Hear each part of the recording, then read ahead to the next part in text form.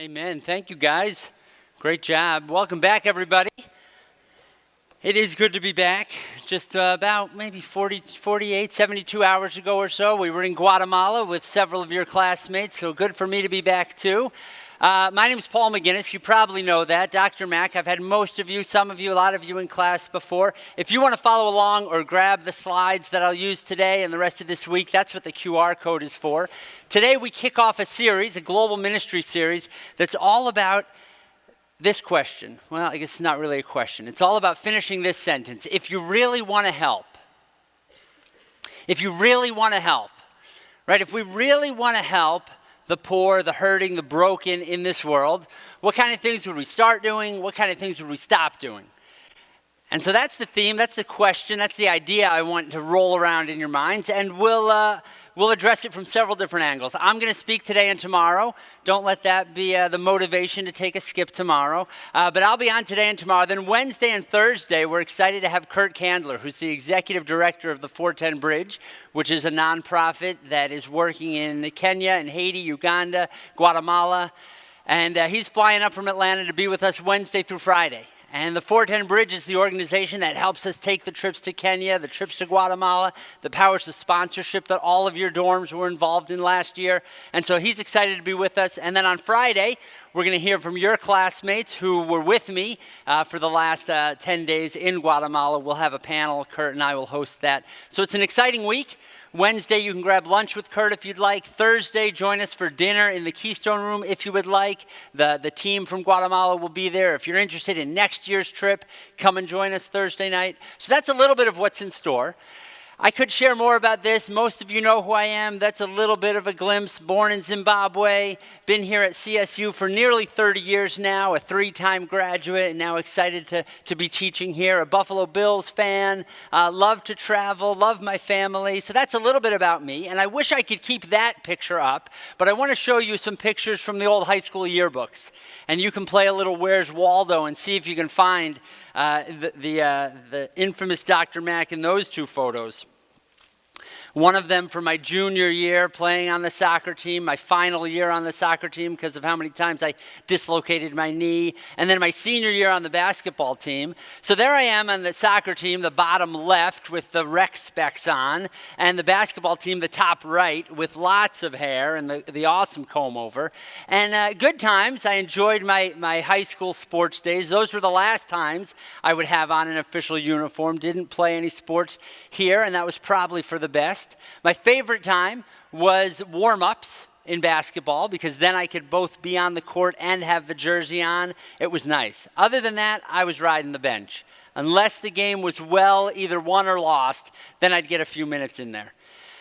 And if I could do it all over again, I wish I could change that one piece. I wish that I hadn't spent so much time on the bench. So much time out of the action, so much time kind of passively watching what was happening instead of actively engaged in what was happening.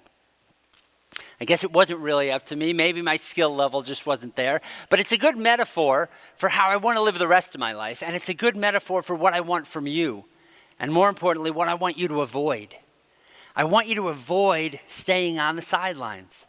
I want you to get off the bench and into the game. I don't want you to waste any time missing out on the action that God is inviting you to be a part of. And so what I want to talk about today is if you really want to help, here's the play. Here's the move that we're going to do. Here's the strategy, and here's your part in that. So we're going to go right back to really the captain of our team, the author of our faith, Jesus, as he gathers with his disciples one last time before he ascends to heaven. He's died, he's been resurrected. They realize finally all that he's been talking about, he is the one, the new king, the one that they want to follow with the rest of their lives. And so he essentially gathers the guys over, the ladies over, and they huddle up, right? And he says, here's the play. And I'm going to have a few of our teammates read for us. So Jeremy, would you read this verse from Acts chapter 1? You'll receive power when the Holy Spirit comes onto you, and you will be my witnesses in Jerusalem, in all of Judea and Samaria, and to all the ends of the earth. Guys, that's the play, right? He says, here's what's going to happen. I'm going to leave, but the Spirit's going to come. And in fact, that's going to be even better than having me here with you. My Spirit is going to be within you. And once he's within you, you can go. Go everywhere. Go to Jerusalem, Judea, Samaria, and as you go, be my witnesses. Tell people this good news about who I am and what I've done, and that they can join this team and this movement as well. And so he predicts it in Acts chapter 1, verse 8. Lots of stuff happens in the next few chapters that we won't get to, but we're going to skip ahead from Acts 1:8 to Acts 8:1. Lydia, go ahead and read this one for us. On that day, a great persecution broke out against the church in Jerusalem, and all except the apostles were scattered throughout Judea and Samaria. Those who had been scattered preached the word wherever they went. You see what just happened? Exactly what he promised in 1:8 is coming true in 8:1. They're going exactly where he said they would go, and they're doing exactly what he said they would do. They were preaching the word. They were telling about him in those very places, places that were close, places that were a little farther, to people that were like them, to people that were nothing like them. And so this movement has begun, and it starts moving. And I want you to understand how many people this is, right? This is thousands of people, right? The followers of Jesus after his crucifixion were not very many. After the resurrection, it grew a little bit, 12, maybe 70 or so, 500 at one time, Paul talks about. But then here in Acts chapter 2, Peter preaches and 3,000 people begin to follow that day. And throughout the next chapters of Acts, the Lord added to their number daily those who were being saved. So there in Jerusalem, there are thousands upon thousands of people who saw Jesus die, and now he's alive again. All right, I'm going to follow him. So thousands upon thousands of people are spreading out. And there's no way that the author of Acts, the doctor named Luke, there's no way he could tell us all of those stories. So he just zeroes in on one. He zeroes in on a guy named Philip, and he tells us Philip's story. Go ahead, Jeremy. Philip went down to a city in Samaria and proclaimed the Messiah there. So there was great joy in that city. Why do you think there'd be great joy in that city? By the way, he's going to one of the very places Jesus said to go, and there was great joy in that city because they believed his message. Because some of them had seen and heard about Jesus, and they decided, yeah, you're right. He is the true king. I'm going to follow him.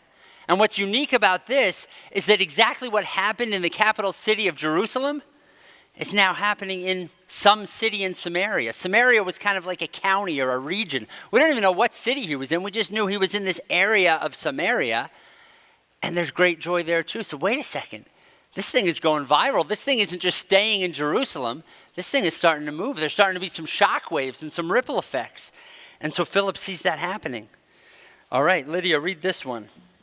Now an angel of the Lord said to Philip, "Go south to the road, the desert road, that goes down from Jerusalem to Gaza." So not only in Jerusalem, but then also in Samaria.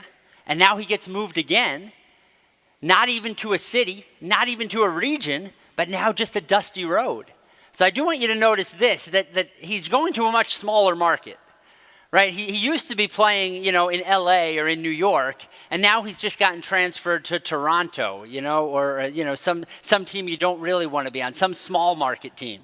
You can see what's happening. It used to be the metropolis of Jerusalem, and then it was some city in Samaria, but at least it was a city, and now it's just some dusty desert road. And yet what Philip is starting to notice is that, wait a second, what was happening in Jerusalem is happening in Samaria. And we're going to see in a second, and Philip notices, wait a second, it's happening here on this dusty road in Gaza as well. If you were to map those out, as I started reading this and just exploring it, I grabbed a little map and said, okay, let's take a look at where everything is, right? There's Samaria up in the north, there's Judea down in the south, Jerusalem is over to the east, Gaza's over to the west. All these places that are listed, you could just point the compass wherever you want. North, south, east, west, whether it's the metropolis or some unnamed city or just some dusty road, something's happening here, guys. God is at work. God is at work not just here, but everywhere. And this was revolutionary at the time because up until this time, God was present in one place. God was present where Jesus was. God the Father was omnipotent, don't get me wrong, but I'm just saying if you wanted to get a sense of where God was during, 30 AD, well, he's there on the Sea of Galilee. He's up on the Mount of Olives. He's there in the Garden of Gethsemane. God's presence was in the person of Jesus. But then Jesus goes and the Spirit comes and God's presence goes viral. And it spills out and God's at work not just here and there, but everywhere. And that's what Philip is starting to notice. Wait a second. It used to be wherever Jesus was, that's where the miracles were happening. That's where the conversions were happening. And the disciples had some of that power, but now that's just going out in waves. This is pretty cool.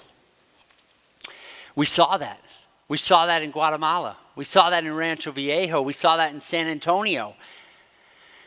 I'll tell you a couple stories. The picture on the left is half of our team went to visit this woman named Elvira, who a few years ago was literally struck by lightning.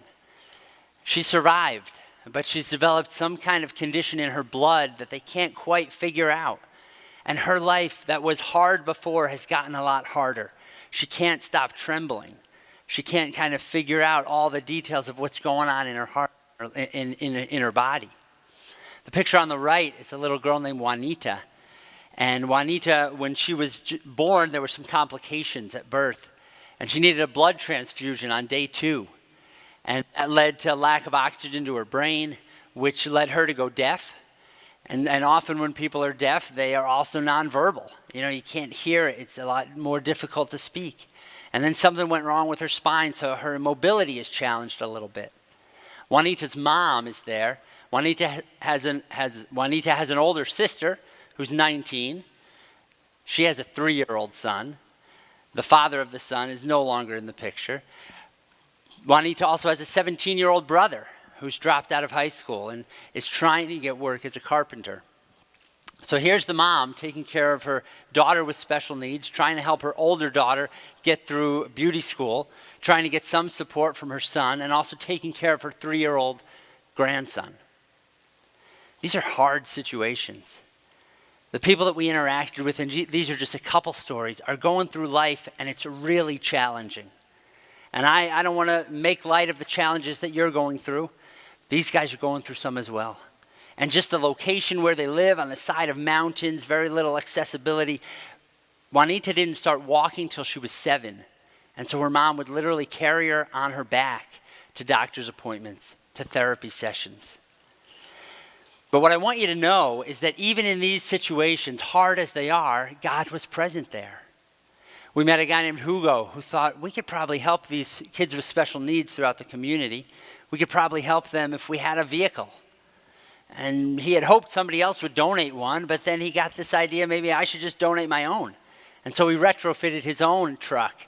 And he goes around every week and picks up Juanita and several other kids with special needs and drives them to their therapy sessions. And while we were there, Juanita's mom learned about a sign language center where she and her daughter can learn to communicate together.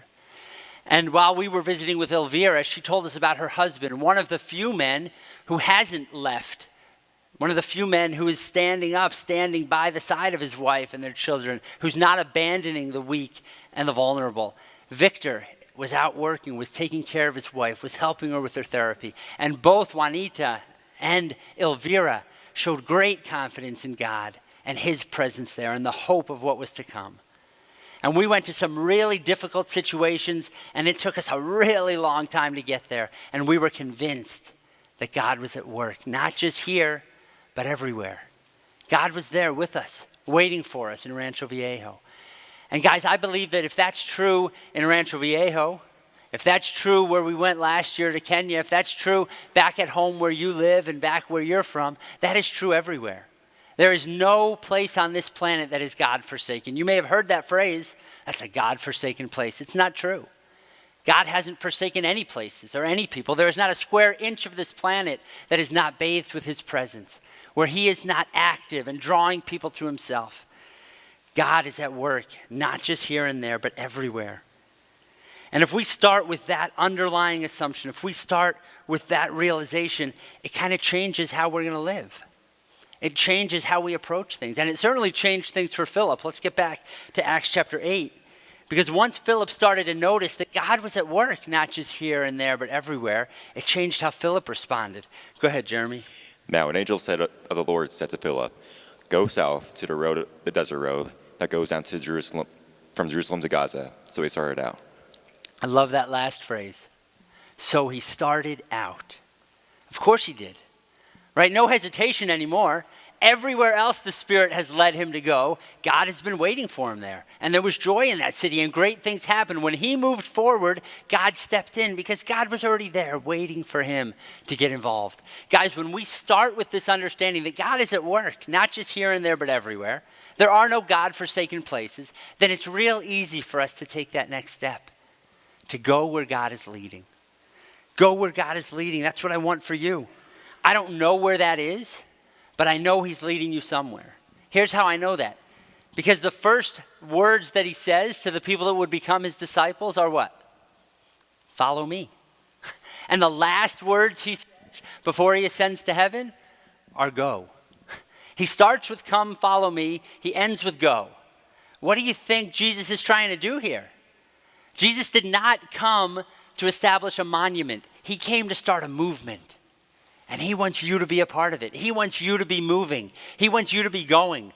Maybe some of you going to the uttermost parts of the earth. Maybe some of you going back to the very situations that you came from, but now bringing hope and restoration. Maybe some of you just going across the hall and restoring that relationship that went south with someone who used to be a friend. Maybe some of you going to a different dorm and making sure things are good there. Maybe it's some of you going across the neighborhood or to the other side of town, or going and starting a conversation with someone who thinks and acts and believes a little differently than you.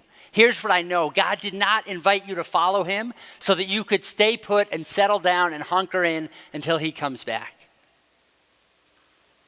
If you're not taking a next step, you better take a look, see if you're actually following Jesus. Because Jesus hasn't stopped.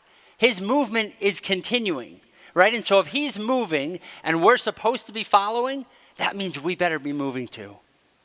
So don't stop, guys. Don't get stuck. Don't stall. Don't slow down. Keep moving. Take that next step that Jesus is calling you to take. Do the next right thing. Let's see what that looked like for Philip. Go ahead, Lydia. So he started out, and on his way he met an Ethiopian eunuch, an important official in charge of all the treasury of the Kandake, which means Queen of the Ethiopians. This man had gone to Jerusalem to worship, and on his way home was sitting on his chariot reading the book of Isaiah the prophet. The Spirit told Philip, "Go to that chariot and stay near it." And what did he do, Jeremy? Then Philip ran up to the chariot and heard the man reading Isaiah the prophet. "Do you understand what you are reading?" Philip asked. "How can I," he said, "unless someone explains it to me?" So he invited Philip to come up and sit with him. Then Philip began with that very passage of the scripture and told him the good news about Jesus. I love Philip's response. You can get a sense of his emotional energy now, right? The Spirit tells him to go somewhere, he goes. He tells him to go somewhere, so he started out. Now the Spirit tells him, and he runs, right? He's seeing what God is doing. He's able to be a part of it in Jerusalem and Samaria, and now here. He's getting more and more excited. And guys, the same thing is true for you. Right, once you get a taste of what it's like to be off the bench and in the action, you want some more of that. Once you have been used, and so many of you are, so many of you know this, once God's used you in some camp situation, in some spiritual conversation to make a difference in someone's life, someone that's hurting, someone that just needs a ride from the airport, someone that needs your help, once you start living for someone other than yourself, and you start living for others, there's a fulfillment that comes from that. There's a joy that comes from that. That's how life is supposed to be lived. And so you're like, how can I get some more of that? And so when Jesus prompts you to take a step, it might be hard. It will be hard, but it will be worth it. And so Philip started out. He goes where God is leading. And I love what he does next. If you really want to help, pay attention to what Philip does here. If you really want to help, stop being the first one to provide a solution. Stop stepping in with all of your great ideas. Stop forcing your agenda. And start, watch what Philip did, start asking good questions. Start leaning into relationship. Start by figuring out what God is already doing in this place. I love Philip's approach. He doesn't launch in with this story about Jesus. He's going to get there, and we should too, but we don't necessarily have to start there. And I think sometimes we get so eager to preach the gospel, to share the good news, to tell people what we know and what's changed our lives, that we skip the part about getting to know them, about hearing their story, about kind of testing and seeing where God's already at work. We get so anxious and excited to pick the fruit that we're not checking whether it's ripe or not. Philip didn't do that. Philip wanted to dust for fingerprints. He wanted to look for evidence. He wanted to see if God was already at work. And once he saw what God was doing, then he could join that, right? He built a relationship. He asked some questions. He figured out where this guy was in his spiritual journey, and then he stepped in. Let's follow that example. It takes patience. It takes confidence in a sovereign God. But it's a really good plan to go where God is leading and then join what God is doing. As you might know, if you remember from the picture, I've got 3 daughters and a son. And I'll tell you a story that goes way back to their younger years. At one time, we wanted to have a guest room because we had a lot of family coming in and out. My wife and I had a bedroom, and all 4 kids were in one room. It was like a youth hostel. They were double bunk beds hanging on the wall, everybody in one room. But since they're split up, 3 and 1, once it comes time to spread out, guess who gets his own room? The one boy. Right? And so one summer, several years ago, it's room painting time. It's room rearranging time. And the girls decide to paint their room what color? Pink. Yes, of course. Pepto-Bismol pink. Yes, way before the Barbie movie, but we could have filmed it in there. Pepto-Bismol pink. And my son decides to paint his room what? Camouflage. Yeah, with all the intricacy that entails. I would have preferred pink, honestly. But camouflage he goes with. And so let's just assume for the sake of the story, just pretend that I'm allowed to help with the painting projects at home. I am not, by the way. But let's just pretend that I am. And let's say one day after work, I decide, you know what, I want to help. I want to be a part of what's happening over there. I'm going to stop by the hardware store. I'm going to pick up some brown paint, pick up some green paint, and start slapping it on the walls.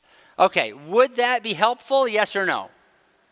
No. Most of you saying no. If you're thinking yes, like there's the slightest chance, 1% possibility maybe, that I'd pick the right color, that I'd know what I was doing, that I would get it right. I could force the agenda. I could make things happen with all good intentions. I could go and try to help, but that's probably not what's going to be helpful. What would be more helpful? What did Philip do? Maybe it would be more helpful to ask some questions, to talk to the person who's in charge, my wife, and say, hey, what's the plan for this, for the pink room, for the camouflage room? What's the plan? What's going on so far? Phil, catch me up to speed. And then, is there any way I could help? Right? And there's a small chance, very small, that she would say, yeah, sure. Why don't you pick up some green, pick up some brown, and start slapping it on the wall? Maybe she would guess the very thing, and maybe I'd be right on. But more likely, she'd say things like, oh, great, yeah, thank you. You want to finish the trim in the other room? Or why don't you tape out the corners so we can, get started on there? Or most likely, why don't you stay away from the painting project and order some pizza for dinner while we finish the painting? Right? There's plenty of ways that I could help, but I'm not going to figure those out by myself. I'm going to figure those out in the context of a relationship.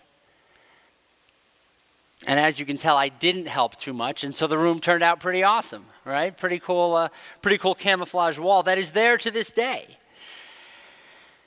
I hate to tell you, but what I should not have done is often what we do when it comes to helping around the world. We do really want to help, but we jump right to the part where we jump in and where we just do our thing, and we take our program, and we take our church, and we take our songs or our youth ministry or our whatever, and we just transplant that thing all over the world. We grab some green, we grab some brown, and we start slapping it on. And lots of people, even lots of people who've gone to Guatemala and Kenya and Haiti and so many other places, they do want to help. They just skip over the part where they dust for fingerprints, where they build relationships, where they ask questions. And this even came up with our team, right? As we were getting ready to go, the number one question people asked our teammates was, hey, what are you going to do there? And 6 months ago, we didn't know because we weren't in charge. We weren't deciding what we were going to do. What we were going to do was build relationships and get to know the leaders there and get to know the people of God already at work in Guatemala. And then what we were going to do is whatever they asked us to do. And so instead of us transplanting our own stuff all over the world, I think this is what global ministry ought to look like, right? Where there's a lot of give and take, there's a lot of back and forth, there's relationships, and there's learning, and there's growing together. And this is what we were able to be a part of in Guatemala, where we came alongside what was happening in the churches and the schools, and we spent 3 days with kids doing very much what many of you do at Mission Scranton. And kids are kids all around the world, and smiles and laughter need no translation. And we were able to teach some stories and play some games and sing some songs. We were able to do some crafts together and tell them about God's love for them, a love that motivated us to fly and travel in buses and trucks and planes to get to them. And then we were able to learn from them. We were able to sit in on a savings group where this group of about 17 people who had serious material poverty had committed to each other to just save a little bit each week, a little bit every 2 weeks. And over the course of the year, that little group saved nearly $10,000 that they then received back to expand their businesses, to care for their families, to extend the community. And that savings that they had earned, they spent a little bit of that to buy lunch for us, these Americans who came to visit. And so there was plenty of give and take and learning from them and offering to them. You see, when we start with this baseline assumption, this understanding, this conviction that God is at work, not just here and there, but everywhere. Everywhere you set your foot, everywhere you're going to go, both now and into the future, God is already present there. And he's inviting you off of the bench. He's inviting you off of the sidelines and into the action. Some of you are going to do that as elementary school teachers. And you need to realize that when you step into that school, you're not the first presence of God there. Whether it's a Christian school or a public school or a private school or whatever, God is already at work. You just need to figure out where and see what you can do to nudge that forward. Those of you that are going to be counselors, you realize you're not the first one offering truth and God's grace and hope. God's already working in that person's life. You just need to help them unblock some of the pathways, to get over some of the obstacles. Those of you that are going to start businesses, lead corporations, God is at work in your employees' lives. God is at work in your clients' lives. And you need to pay attention to where he is at work. You need to go where he's leading you to go. And then join what he is doing in that place. And it could look a little bit like this. A couple of the glimpses of what we were able to be a part of. God at work in Rancho Viejo. I was so inspired by the leaders there. Leaders who are not overwhelmed by the poverty, not overwhelmed by the challenges, not overwhelmed by the special needs and the difficult situations, and there are many. But leaders who have a vision and a confidence and a conviction that God is present here, and he's going to move us forward. And the fact that there are people 1,000 miles away in Clark Summit, Pennsylvania, that were praying for them, that are sponsoring some of their kids, that are sending a team to visit them, that just fills them up. That gives them a little shot in the arm. That lets them know they are not alone and that they can keep going. That's one way that we can be a part of this. And as we go on throughout this week, I'll let you know some more ways. One of them is at the table to the side, child sponsorship. That girl Juanita that I mentioned to you earlier, my wife and I and our family have recently started sponsoring her. And so her family, we were able to meet them and they were informed that every month, $39 is going to come their way to make sure that Juanita can get to school, can get to therapy, can perhaps get to that sign language center. And several of our teammates were sponsoring kids there as well. And we're able to come alongside those families and let them know, hey, we're with you, we're for you. You're not doing this alone. And we may not physically be able to be there all the time, but our money's going to go there. And our hearts are going to join what God is doing there. And so you have that opportunity as well to stop by the table anytime this week and join that team of child sponsors. You'll see it up on screens around the campus as well. And even if it's not child sponsorship, you have the opportunity to sponsor the community at large and help some of the micro businesses that are starting, help some of the farmers to get the training that they need to do even better in their farming. Guys, here's where I want to close for today, and then I'll give you some ideas for the rest of the week. God has planned a spot for you. He wants you on his team. He's called your name. He's called your number.